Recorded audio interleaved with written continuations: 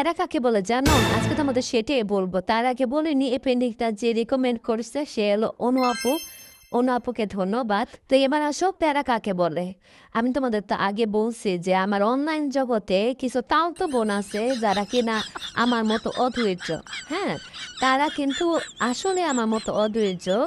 তারা পেন্টিং দেয়, দিয়া বাই সেদিনের পর থেকে যে আমারে বলতেই আছে, কমেন্ট করে, মেসেজ দেয়, আপু কবে দিবা, আপু কবে আপলোড দিবা, আপু পেন্টিং করছো।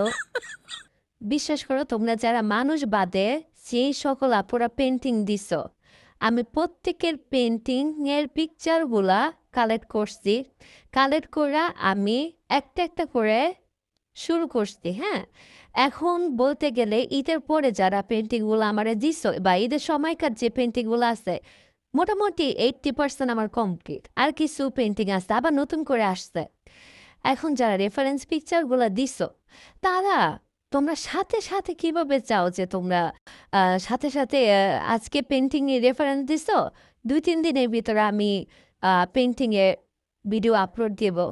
বাই, একটু প্যারার একটু কম দেওয়া যায় না আমারে?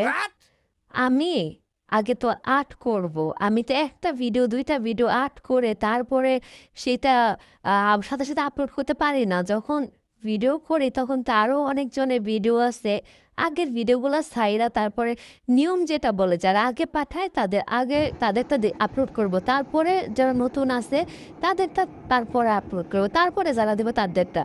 এখন আমি আগের জনেরটা বাদ দিয়ে তোমাদের নতুন জনে যারা যারা প্রতিদিন পাঠাইতেছো তাদেরটা তো আমি আপলোড দিতে পারবো না। আমার ভিডিও খুব ফাস্ট করাতে হয়।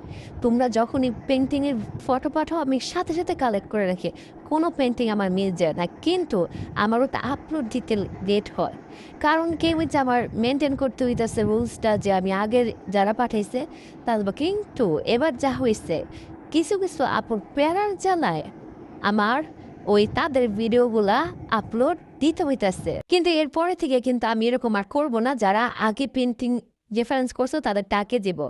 তো যাই হোক, এই পেন্টিংটি কেমন লাগছে অবশ্যই কমেন্ট করে জানাবা। Bye bye.